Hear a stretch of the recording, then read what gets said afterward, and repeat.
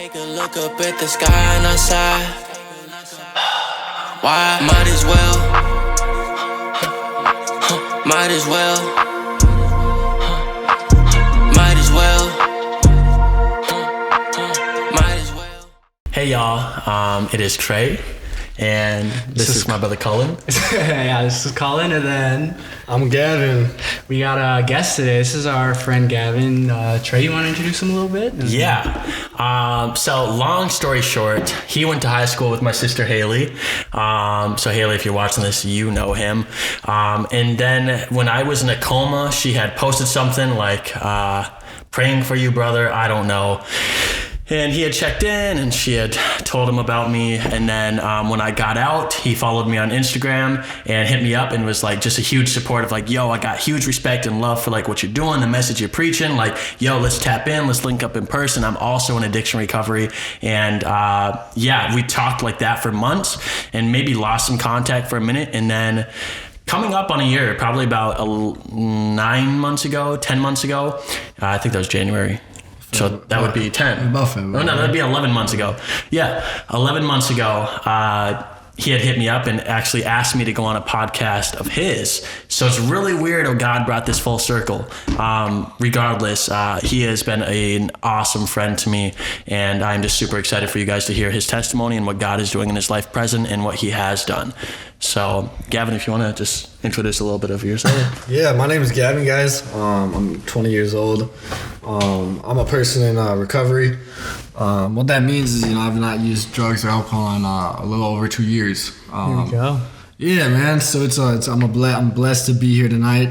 Thank you guys for the opportunity. Yeah. I love doing stuff like this, man, and just talking and bringing some insight and some love into this world. Yeah. So Yeah, I'm glad to have you. So speaking of addiction, we're just gonna be talking on that topic a little bit tonight. We got some prompts and stuff that we wrote down.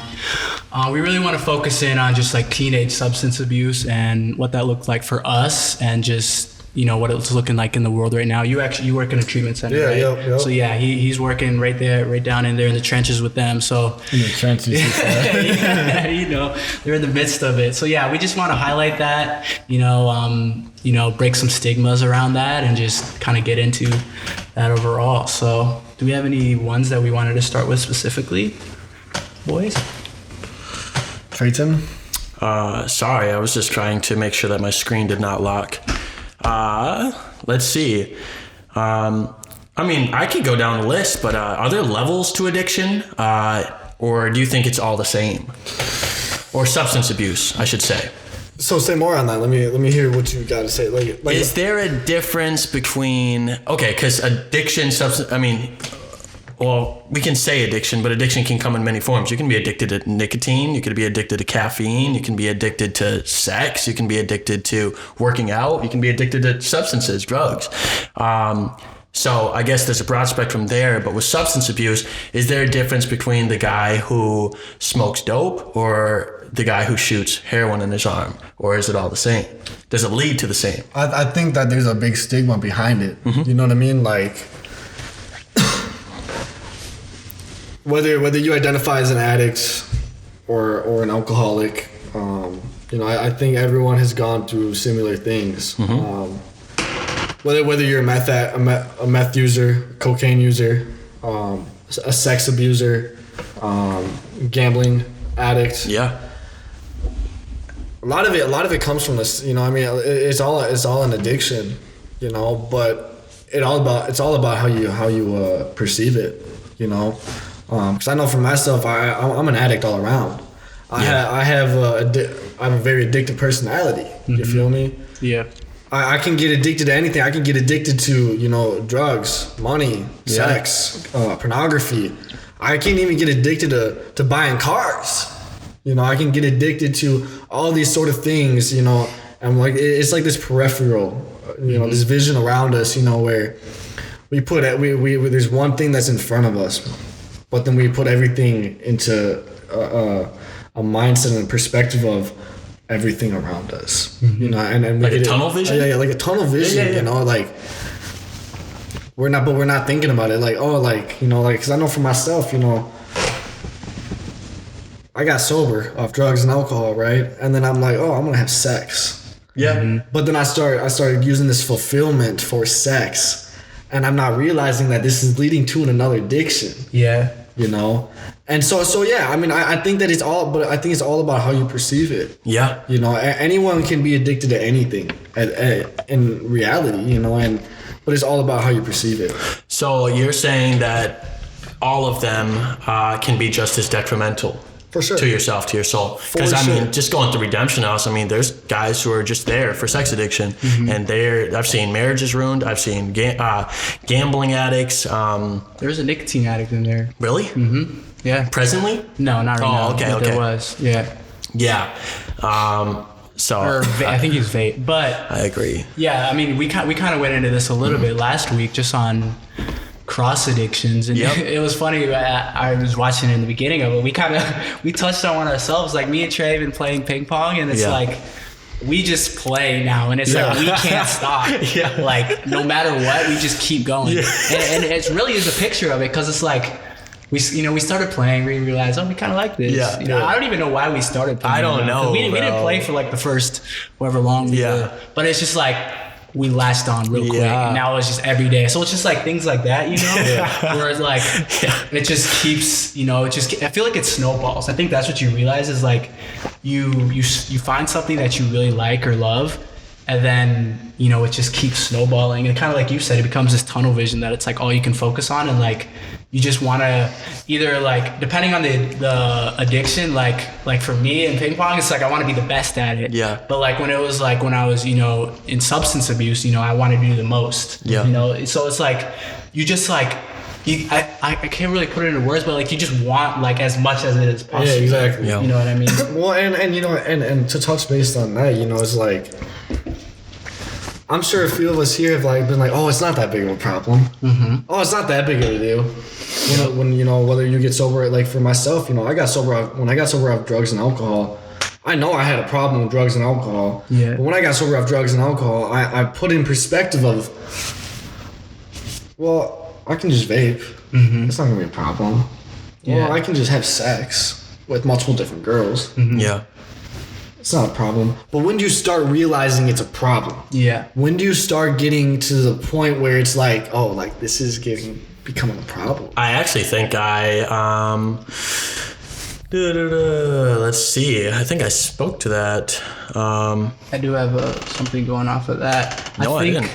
I think that's kind of, what was the original question? Is there levels to it, basically? Yeah. I think that is kind of a level to it. You start off like, oh, I'm not addicted. But I feel like it's once you accept it and you keep going into it, it really does take it into like a different level. Yeah. In a sense where it's like, well, I know I'm an addict. So either one, you kind of have one or two options to stop, like actually try and stop. Like, oh, I'm not losing my family over or just nicotine. keep going like hard. And I feel like you realize you're like getting addicted to something, and then it's kind of like that's kind of where the crossroad is. And like if you keep going into it, for me it really took it into a different level when I realized I was an addict, and I was like, okay, well, this is who I am. Yeah. So might as well do it. Yeah. So yeah. Would you say that weed is a gateway drug? I'd say anything's a gateway drug. Honestly, I mean, like I know kids who. I know some people in my life, who have never done weed, who have never tried weed, but have went straight to the hard drugs. Yeah. I've seen other people who have smoked weed and have never done any other drugs. Yeah. I've seen other people who have just smoked cigarettes, never done any other drugs. Yeah. I've seen, people who have gone straight to heroin, because they were prescribed painkillers. Yeah. Yeah, I always hated that term, like, gateway drug. Because, like I said, I feel like at the end of the day, really anything can be a gateway. Like anything you're addicted to can be a gateway to other addictions. Kind of going back to what we were talking about before. It's like, if I was kind of like you said, I was, I stopped doing drugs, and then, it changed to sex, which was similar for me. So it's like, in a sense, that was almost my gateway, because it was like, I was addicted to something else, but then it was something else. You know what I mean? Yeah. So I feel like whatever your vice is, it's really... it makes you so much susceptible to like other addictions, that's why I would say anything can be a gateway to whatever, Dang, Trey. I apologize. I have do not disturb on, but that was emergency bypass for you. So shout out to Apple for that. Nah, But yeah, no. I mean, like most definitely. I mean, and there's this big stigma behind it. Mm-hmm. You know, you hear, especially when it comes to teens. You know, I mean, and I hear it a lot. You know, because I work in the field with teens. Yeah. And substance abuse. You know, and I see a lot of kids. You know, coming in treatment. You know, for and I'm not saying that weed is not a problem. Yeah. Because it most definitely can be a problem. Mm-hmm. And I can see that, you know, it is a drug. I see it as a drug, but I also see it as, you know, like, however you view it, that is your own opinion.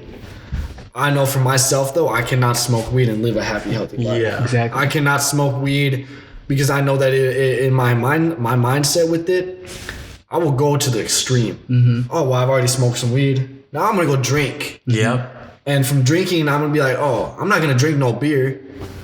But I'm going to drink that bottle of Tito's you got in front of me. Or that bottle of vodka you got in front of me. And after I have the first few sips of that, then I'm going to be like, oh, I'm going to call up the plug. Yeah. I'm going to call up my dealer. Hey, what you got for me? Mm-hmm. Oh, you got a bag of Coke? Yeah. You got a bag of meth? You got some fentanyl? You know, whatever it is, you know, it transgression, or it's progression. Progression. Okay, yeah, progresses. Yeah, I don't know why I had that mixed up, but it progresses from one thing to another, and then to the extreme of like it's like a roller coaster. Yeah. You know, and then it goes downhill from there. You know, and I see that as, you know, like for me, that is a gateway. I can't do that. Mm-hmm. I've in my head I've put in the factors of like, well, I can manage it. Mm-hmm.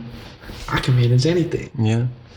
But that's an addict mindset talking to myself, you know, and I've seen it in, you know, in the recovery field with teens and substance abuse at the treatment center that I work in, and even before that of other teens that I've known who have gone through addiction or substance abuse. I don't have a problem with weed. Well, what were your behaviors on weed? Yeah. How did you treat other people? That's Why a good are question. you here then? Yeah. Oh, I skipping school. Yeah. For what? Why were you skipping school? Go smoke weed. Yeah. You know, so or you know, or other excuses, or other people say, you know, like, oh, I got caught with an ounce of school. Mm-hmm. Oh, I got pulled over. I was smoking in the car and I got pulled over because my car smelled like weed. Yeah. Or I got kids be like, oh, my parents found my stash and I was dealing. Mm-hmm. Yeah. You know, and so I put it into perspective of like, that could be a problem right there. Yeah. You know, you getting caught at school, that could be a problem. Why are you bringing it to school in the first place? Mm-hmm. Yeah. You know, and so I put it in perspective of that, you know, as like, anybody could have a problem with it. You know, whether people don't believe it or not, you know, like I see it may not be a physically addictive, but it's very emotionally addictive. For real. And that's medically proven. Yeah. Is that it's emotionally and mentally addictive. Yeah. You know, and so that's just the way that I see it, especially with working. You know, we get a lot of kids coming in the treatment who are just coming in for weed. Yep. Yeah. You know, and it's like, in my head, I'm thinking like, why are you guys getting sent to treatment for weed? Yeah. Who sends their kid at 14 years old for weed? When I was 14, I was already started up on Xanax. Mm-hmm. Yeah. You know, and I'm thinking like, why are you getting sent to treatment? Like we got other drugs out there like fentanyl and stuff like that, and meth and coke, and everyone else is doing all these perk 30s and stuff like that. Like we got bigger fish to fry. Mm-hmm. But in my head, it's selfish to think, because I don't know what that kid's behaviors were. Exactly. You know, and so putting in perspective of that is as well, you never know what he was going through while he was smoking weed. Uh-huh.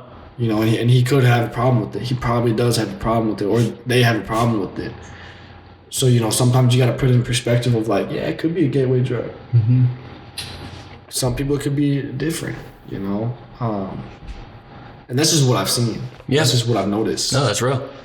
And I mean, going off of it, because that was me. You know, the first time I went into treatment, it was for weed. And everybody was like, why are you here, bro? Like, you just smoke. Yeah. And I look back on it, like, kind of like you were saying, like, what were my behaviors? And that was actually really good you said that, because it made me think. But yeah, I think it was really hard for me in treatment hearing that too, because a lot of people are like, why are you here? So then I thought like, why am I here? You know, I don't belong here. And then it almost like created like well, I don't need this. And then when I got out, I relapsed immediately. And then, you know, I kept going into deeper things and deeper things. So you know what I mean? I feel like it's good that you realize that, because for me it was really definitely a source of like why, not, I wouldn't say that's why I continued in my addiction, but like after the first treatment, it was like I heard so much, oh, you only smoked, you're not really an addict. So I believe that, and then it progressed after that even worse, you know what I mean? And it's kind of like this too, you know, it's like you start believing it. There's people start saying it, then you start believing it, like, oh yeah, I don't have a problem with drugs or alcohol. Oh, you're here for just weed? Well, you ain't got a problem. Yeah. So we start believing these things, you know, and it's all this persona that people put on, and that we put on ourselves, and we put this mask on. Yeah. You know, and we start believing things that aren't true, you know, because then we start believing the lies, and we start believing, or we start hearing these lies, and we start believing these lies. And a lot of people don't realize how much of an effect that can have on a teenager. Yeah. Oh, you're here for just weed? You ain't got a problem, dude. Then we go back to it, and then you never know what could lead from that to doing another thing. Yeah. You know, it progresses from there. Yep. Because we started believing that one lie. Then it's easy to lie to yourself. Then you just believe another lie. Yeah. And honestly, that's what addiction is, I feel like, is lying to yourself, you know? And I mean, for much of the time, I was lying to myself so much to thinking like you said, I'm not an addict. Like, I don't have a problem. Like, all these other kids are, you know, doing their perks and whatever. I was like, I'm not an addict. And then, you know, you just keep lying to yourself. And like you said, it's just like, that really does like create issues down the line. Yeah. Should we hit another one? Yeah. Why don't you choose one? Why don't you ask me one? Yeah. All right. Ooh, that's a good one. Once an addict, always an addict. What do you think? What do you guys both? That's a good one. Once an addict, always an addict. I mean, I believe in, you know, like, for myself, I'm always gonna be a problem drinker. I'm always gonna be a substance abuser. I don't like that word, addict. Yeah. I hate that word. I hate when someone I very much dislike when someone tells me, oh, you're an addict for the rest of your life. Why can't you just use drugs occasionally?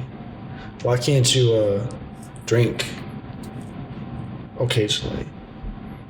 Oh, I know I'm an alcoholic. I know I'm an addict. But let's break that stigma. You know what I mean? Like,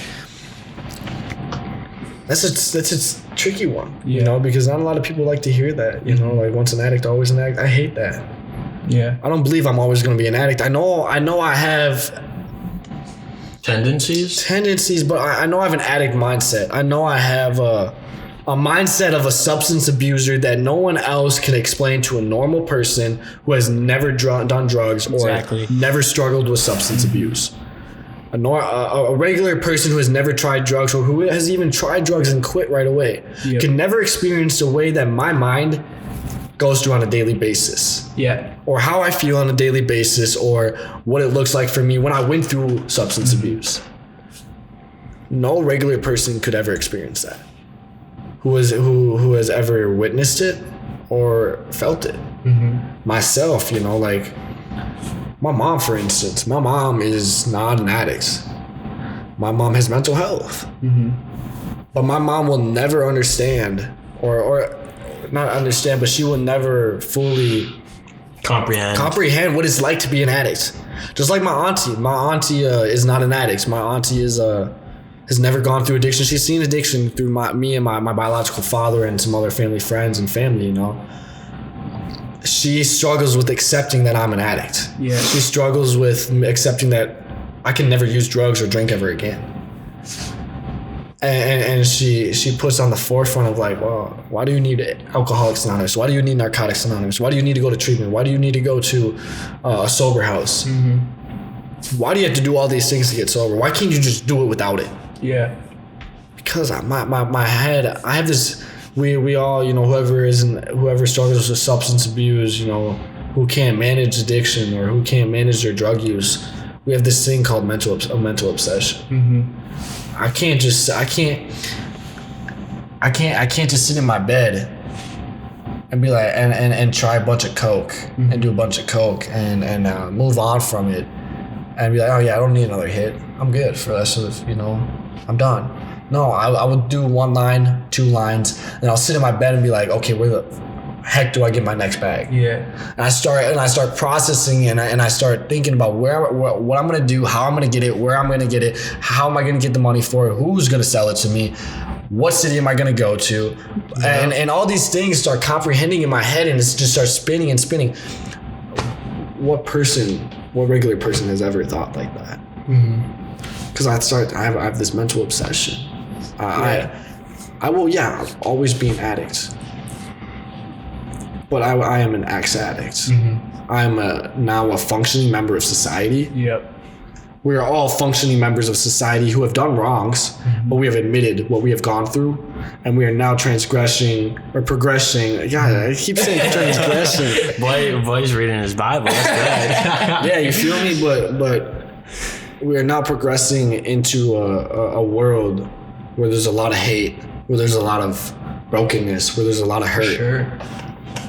We are healing as an individual to become a better us than what we were before when we were in active substance abuse and active addiction. Now, to that, one question that just popped in my head is are you doing that, or is power bigger than you, Jesus? Power greater than myself, who I call God. Yeah. Ultimately, at the end funny that you bring this up, because we just went to I took my kids at the treatment center to an AA meeting today, and the AA meeting was the topic was on step 11 of the Alcoholics Anonymous, and step 11 is Submitting yourself. what? No, it's step 11 is gosh, let me look it up. It is step 11. I should know this, man. You're all right. AA. It's something like it says sought through prayer and meditation to improve our conscious contact with God as we understood Him, or understood God, and praying only for knowledge of God's will for us and power to carry that out. To answer that question, man, yeah, it's definitely God. Without prayer and meditation, I wouldn't be here. Through all the times I've cried out to God, throughout all the times I've cried out to Jesus, and throughout active addiction. One thing that I've always told people is, I'm here for a reason. Yeah. I got this opportunity at life to live again. I've harmed people, I've hurt people, I've robbed people, I've stolen from people, I've hurt my siblings, I've put drugs in other people's systems without them knowing what was in it. I've hurt my family. I've lost a lot of friends. I've been hurt. I've been through a lot of trauma. I've been through a lot of abuse. Been through a lot of brokenness, a lot of hurt. But I'm still here. I've overdosed, stuff like that. I've dropped out of high school my freshman year. Been through all these treatment centers. I've been to 15 treatment centers, throughout my whole high school experience. I've witnessed a lot of friends die. In my head, I asked myself, why did they never get that opportunity to live? But in my head, I think I can only live up to their name and only do more for myself for them. And that is why God has kept me here for so long. And so I believe in that. I believe that everyone has a destiny in life. I believe everyone has an opportunity to be somebody great. Whether you're a doctor, whether you're a therapist, whether you're a cook, whether you're an engineer, whether you're a counselor, whether you're a nurse, whether you're a wrestler, an actor, an actress, a waitress, or entrepreneur, or a businessman, or a veterinarian. I believe everyone here is put on this earth for a reason. Yeah. Everyone here has a purpose in life. And I feel like, we are all born. God puts us in this world for a reason. And we all are born with a purpose and an opportunity and a vision for each and every one of us. And throughout life, we take these steps to find that purpose. We take steps in life to find this destiny of what is my purpose in life. And I feel for a lot of people, who they are looking and searching for that, and then they give up on it, and they give up on what their purpose is in life. Just like for an alcoholic or a person who abuses substances. For myself, for instance, how many goals have we had as children? I'm sure you've had a lot of goals as a child. You've had a lot of goals as a child. I'm sure you wanted to be, what did you want to be when you were younger? You want to be a police officer, I boy. really did. I actually wanted to be an undercover cop. Yeah, what did you want to be when you were a kid? I wanted to be an architect, bro. Yeah, that's kind of cool. I wanted to go in the military when I was a kid. So we start taking all these steps as a young kid. We're like, oh my gosh, like this interests me. Mm-hmm. This gets me somewhere. This gets me going. Like, this is what I want to be someday. Mm-hmm. This is where I want to go someday. And we start losing those steps because we either fall in the wrong crowd, the wrong people, the wrong mindset, or the wrong home environment, or wrong friends, or Substance abuse. just whatever it is, mindset or lifestyle. And I tended to, I threw myself out there because I didn't want to, I didn't feel loved at home. So I started seeking out all this validation from all these older kids to feel accepted. And then, peer pressure. Then, drugs. Alcohol. Pornography. Sex. Harder drugs. And then I took steps back and I lost this interest in what my purpose was in life. And then boom, I'm doing drugs and alcohol and I'm getting sent to treatments and I'm so lost in life that I lost what my purpose was that God sent me to do. And I feel like a lot of people get lost in that throughout their life. We start taking steps back and losing what our purpose was for in life or what it looked like for us in life because we get so hard on ourselves. I get so hard on myself of what does my future look like? I had all these goals as a kid, but I started losing them all as I started progressing into negative things growing up. Two things to that. First, sorry, but could you just scoop more up to the middle? I feel like we're both kind of looking back. I just want to face more of the camera. For sure. Sorry. Second, I think about that sometimes too, and I think we can get sucked into a thought of like we are not living God's will, but I think just like you said, God has a plan and a will for our life, and maybe that was for you to go through the things. And that I was getting to Yes. that. Yeah, so I was actually just about to get into that. Like for myself, like with my purpose, going throughout all these treatment centers and substance abuse, and going throughout all these trials and temptations and all these hardships, and with what your question was, of my higher power and God, Lord, who I call Jesus and in Christ, I definitely feel like he brought me here today because, my purpose was, I didn't know what my purpose was for a good 10 years. So going through all addiction and substance abuse and mental health, has brought me to where I'm at throughout all the treatment centers I was at. I got sober at 14, mind you, for the first time. And I've been sober, I've gone through, blah, blah, blah, blah, so 15 treatment centers and institutions and mental health facilities, all that sort of stuff. But as I started, towards getting older, about when I turned 17, 18, I started finding this passion. I want to make a change. I want to make a difference in the world.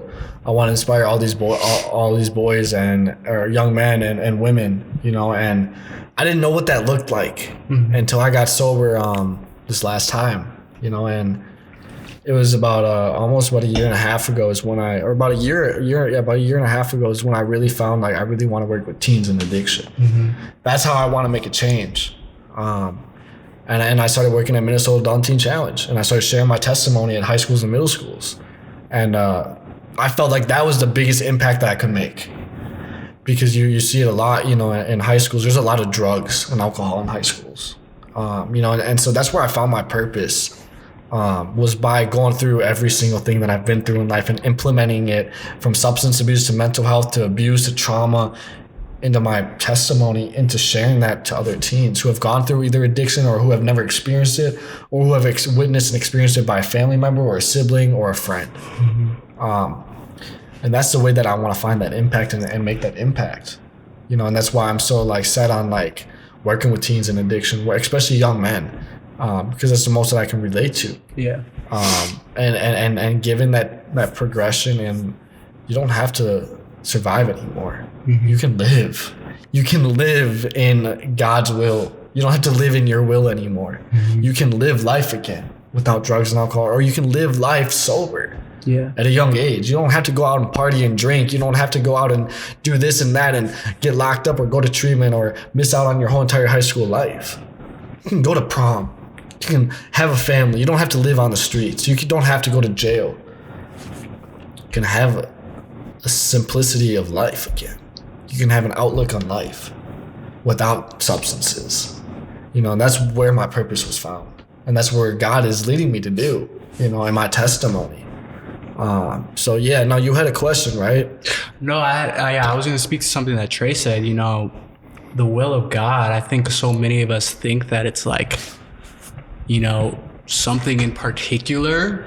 But what I've been realizing, we worship a sovereign God. Everything that happens is under his will. So, like you were saying, going through addiction, all these hard things that we went through, it's hard to conceptualize sometimes, but that is in God's will. And like you were saying, we all have a purpose. I think there's a difference between God's will and a purpose. So how do you find that purpose? That's my question. Yeah, that's what I'm saying. What does that look like? I think the purpose is within God's will, and how you get there is within God's will. But the purpose is, that thing that you need to find. You need to find what you want to wake up for every day. You know what I mean? You gotta, like for me, I even struggle right now. What is my purpose? And I'm starting to realize it a bit more. I think this podcast has helped a lot. Mm-hmm. I think working in ministry these past few months has helped a lot. But it's like, it really is such a hard question to really realize, because the thing, and I was talking to Trey about this, you gotta love what you do at the end of the day. You don't want to just do something that you hate. Your purpose has to be something that you love, or else it's not going to really be your purpose. So I think finding that, honestly just comes with life experience, which is hard to say, because that takes time, different amounts of time for people. But I really just think it comes with time and experiencing things. You know what I mean? So let's say there's someone out there that's lost in life. There's an individual out there, who stumbles upon the Epiphany show. Yeah. Just out of nowhere, Mm-hmm. And they come across this one podcast that we're doing tonight, and they start hearing that. And then they find that impact on their life, like, oh my gosh. And then it hits them and they're like, what is my purpose? Yeah. And I think that right now, that is the best thing to talk about and to bring upon, because there's so many people out there who are just lost in life of, what do I do? Mm-hmm. They might be 20 years old, 30 years old, or even 70 years old. Mm-hmm. They never knew what their purpose was. Yeah. Because so many people get so lost up in the moment. Or so lost up and mixed up in everything around them and not in the moment. Yeah. Because especially with social media, we get so caught up in what social media is and how it looks for us. Mm-hmm. Or I need to look like this, or I need to look like that, or I need to do this, or I need to do that, And so I feel like a lot of people just get caught up in losing that. Mm-hmm. So getting back on the topic of drugs and alcohol though, for me, I lost a lot of people in addiction. Mm-hmm. I lost a lot of people, to drug overdoses, to suicide, to mental health. I can't even tell you guys the amount of people I've lost, because I've lost so many people to drugs. And pointing that in the factor of, of where my downfall and my rock bottom looked like for me was I overdosed. Mm-hmm. That's why I got clean. Yeah. I lost my dad back in 2018 to a meth-related overdose. Lost a lot of friends and a lot of brothers and a lot of sisters to overdoses, and that was my purpose hitting me. Yeah. It was like God is telling me, like, this is not the life that you want to live. Like, snap in the face and like a smack in the head. Mm-hmm. Like, this is not the life that you want to live. I have so much more in life for you to bring upon, and I have so much more in life to give you. But I'm going to show you and teach you a lesson, and to show you what you are meant to do in life. And I'm going to scare you. And I'm going to hit you with the reality, because this could either be your life or it could be the end of your life. We spoke on discipline last week. Mm-hmm. I think that speaks to it. God disciplines whom he loves. Yeah, so and so that hit me. I was smoking meth and I was snorting coke, you know, for about a month and a half. Mind you, I've never done coke and meth, you know, before this. It's my first time ever trying hard drugs, and I always made myself this promise, you know, because I've witnessed my biological dad and my stepdad and other family members do meth and coke, and I always promised myself I would never do it. Wrong place at the wrong time. I'm like, fuck it, or screw it. Sorry for the language. There's passion. You know, and it hit me, and you know, I started doing it, and I lost myself to it. And I'm very blessed that I lost myself for only a month and a half, because it could have been a 30-year progression, or a 10-year progression, and I could have been homeless or dead. You know, and especially nowadays with fentanyl. You know, and getting into that, you know, with the fentanyl epidemic. You know, that's what I overdosed on. My meth was laced with fentanyl, and I always told myself I would never do hard drugs like that because of my dad and family members, and I ended up doing it. But and I think that's another reason why I have such a big passion to work with teens and addiction, because nowadays, you know, back when we were younger, you know, it was weed and like Xanax and like stuff like that. Like Xanax weren't as big, but like they weren't as cut with like fentanyl. Yeah, they were cut with nothing fentanyl. was really pressed like 2016, bro. Yeah, 2016. Like we didn't have fentanyl. Like fentanyl was around, but it wasn't as big as it is now. These perk 30s and stuff like that is a new weed. For real. You know, I've seen kids, you know, who have never smoked weed before, but they went, like we were talking about the gateway. I've seen 2 kids who have never smoked weed before, but they went straight to fentanyl. Yeah. Because that's where, you know, they got offered it, and they're like, oh, this won't do any harm to me. And this epidemic on fentanyl is insane, you know, because it's like, you can go anywhere, the streets, a friend, family member, you know, wherever you go. And a lot of people get this so mixed up that, oh, perk 30s are prescription drugs. Not even though. But it's not. Yeah. Perk 30s aren't even a real thing. Perk 30s aren't even a real pharmaceutical drug. Yeah, bro. It is fake. It has fentanyl in it. And so these kids get this misconception of what perk 30s are. And that perk 30s aren't even a real pharmaceutical drug. Because that's where that misconception comes in from other people. You know, and it's killing a lot of people.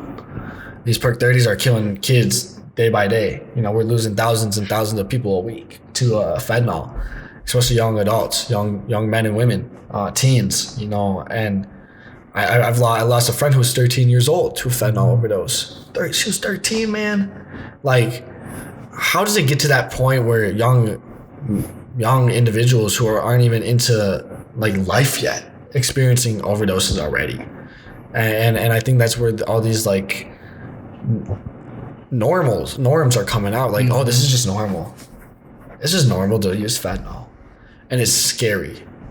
You know, and that's what I thought for so long while I was, you know, in substance abuse and addiction. Like, it's normal. I grew up with addiction. You know, playing a part into that is like, I grew up with addiction. My parents were addicts. My mom struggled with mental health. My uncle struggled with addiction. My whole family on my dad's side struggled with addiction. So how was I supposed to live life to be a normal person in a way? Yeah. If that's all I knew.